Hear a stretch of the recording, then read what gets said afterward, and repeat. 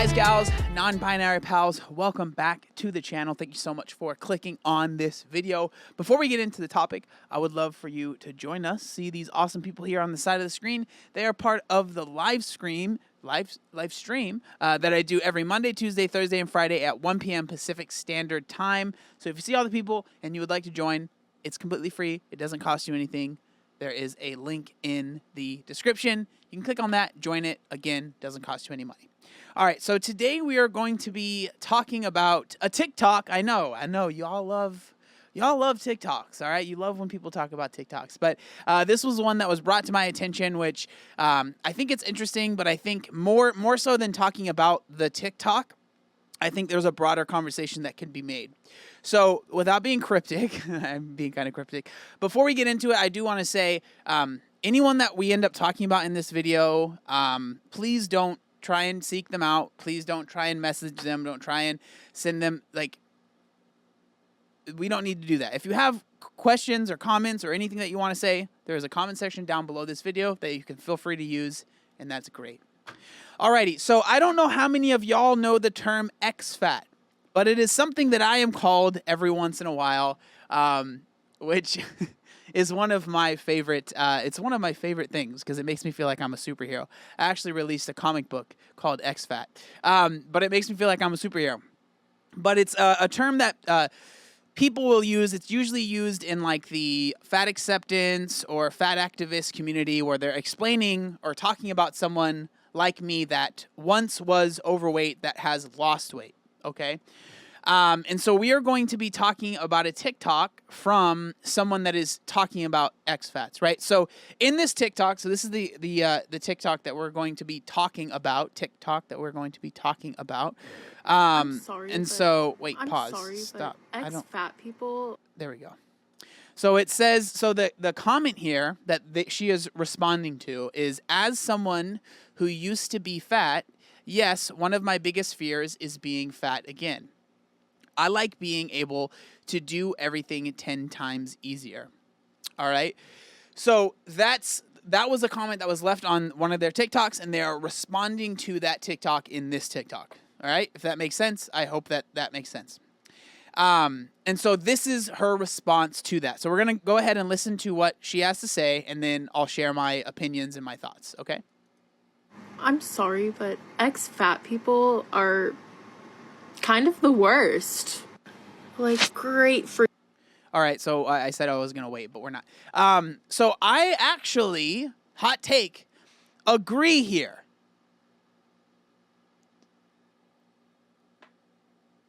But also, sometimes fat people are the worst. Sometimes skinny people are the worst. Sometimes, you know what I mean? Like, there are people that suck in every group. So, yes, there are some ex-fat people that kind of suck, but also there are some not ex-fat people that kind of suck, right? People suck. Am I adding much to this conversation? I don't know. Okay, I have more thoughts, I promise. For you. You lost weight. You did what you wanted to do. For yourself, hopefully. Why do you have to bring other people down, though? I'm telling you right now. So right there, when I see this comment, as someone who used to be fat, yes, one of my biggest fears is being fat again. I like being able to do everything 10 times easier, right? I don't feel like that was bringing someone down at all, right? And if you actually look right here, the top comment is, because it's genuinely easier to live. I didn't say anything wrong, right? So this is the same person that messaged that, right? So I personally don't see that as being mean. Like, it doesn't seem like there was anything mean there, but we'll continue. Unlearning Fatphobia will help you. We are all fatphobic to some degree, including myself. I find myself thinking things that I should not be thinking because society ingrained fatphobia so deeply that it's just normal and we don't blink an eye. I'm sorry, but... Okay, so that's the whole TikTok. Yes, that is the whole thing. So I wanted to break that down a little bit.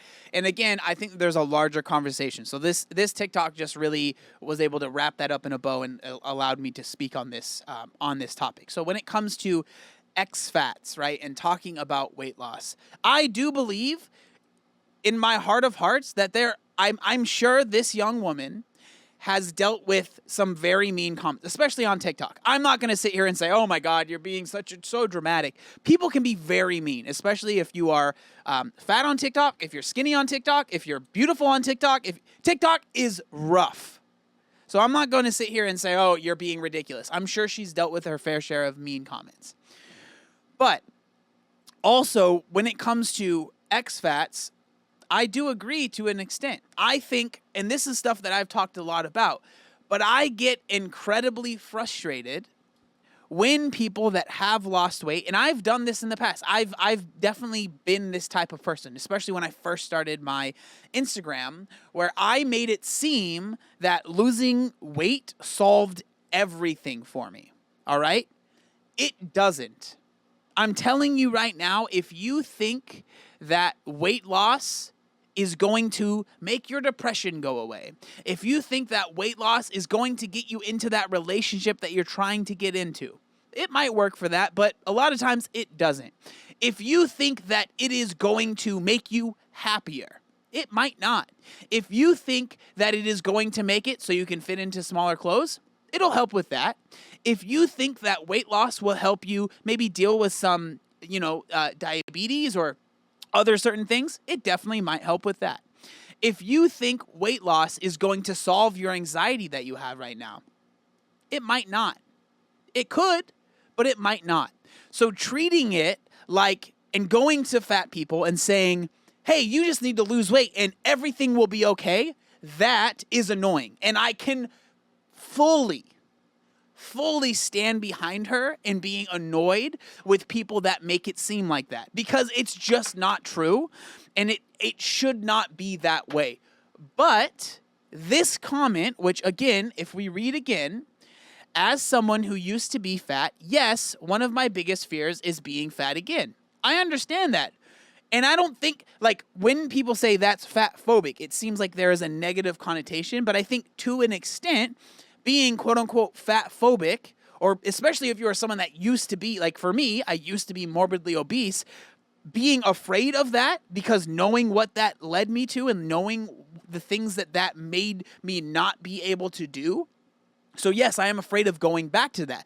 Just like someone that is a former alcoholic might be alcohol phobic after they kick the habit. Of course, I don't think that's a bad thing, right? Is being fat, does that make you a terrible person? Of course not. But also, not wanting to be fat, does that make you a terrible person? Of course not. But again, it says, as someone who used to be fat, yes, one of my biggest fears is being fat again.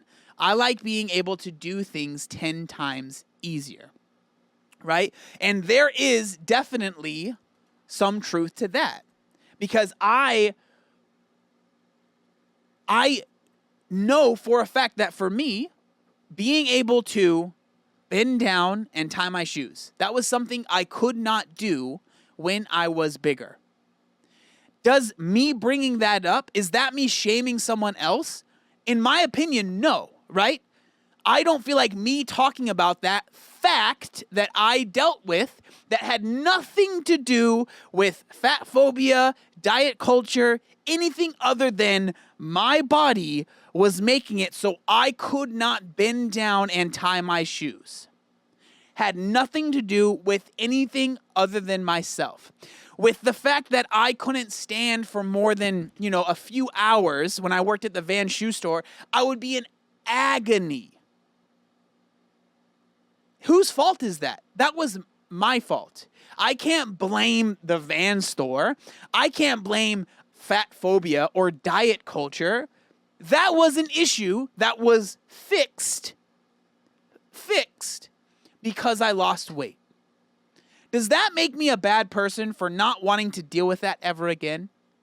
I don't think so. Now, would it be messed up for me to go up to a fat person and say, hey, I see you're fat. Guess what? If you lost weight, your feet wouldn't hurt. Yeah. That's not cool. And it's not necessary. You don't need to do that. At all. right? Like, you don't need to do that. Now, another thing that I think is really important when we talk about stuff like this, when we talk about like a fat, quote unquote, like a fat activist, or that's what they call themselves. I'm not trying to be mean, or like someone that's into health at every size, all that stuff. They talk a lot about fat phobia and then diet culture. The whole diet culture, that whole thing, I really do agree with a lot of what's said. Genuinely, I really do agree with a lot of what's said. Because I really do think there has been instances where diet culture, in a lot of instances, not just a few, a lot of instances where diet culture has absolutely made it worse for not just fat people, but people that are skinny, people that aren't skinny, that are buff, people that it has made it worse. You know, when like that person that feels like they need to have a six-pack all the time because if they don't, they're quote unquote fat, right? That's diet culture. That's a problem. That's not necessary, right? The person that's lost weight and in their head, they just need to continue losing weight. And if they're not at their lowest weight all the time, they are quote unquote a failure and they're messing up and they need to figure it out. That is diet culture, and that's a problem. Someone deciding to lose weight because they think it will improve the quality of their life, improve certain health markers, and make it so they live a longer and happier life. Is that diet culture and a problem? I don't think so, right? But there are a lot of things that get intertwined and get mixed together. But it's like, if you talk at all about being happy with the fact that you lost weight, all of a sudden you are now evil and you are promoting diet culture and you're fat phobic and you're a piece of garbage and you're a terrible person. That's frustrating because I do feel like there's such a big gray area that can help so many people out. And when we sit here and we just attack each other and be like, if I were to always sit here and be like, oh, all of the health at every size people, all the fat activists, they're all terrible people. They're disgusting. They're a disgrace. They're useless. What does that do? That's not going to help solve anything. For me, I see a lot of very valid points and criticisms from the fat activist, health at every size movement, those people. And I also see a lot of valid criticism and good points with the fitness side of things, right? But trust me, I have as many issues with both of those sides. Like, I have the same amount of issues with fat acceptance and all that stuff as I do with a lot of the fitness stuff. So a lot of times I end up making both of the people mad because I'm not intense enough for either side. And that's okay. I'm going to share what I believe and what I think is actually going to be helpful. But those are my thoughts. Again, please don't try and go and find these people and message them and say anything mean. That's not the point of this at all.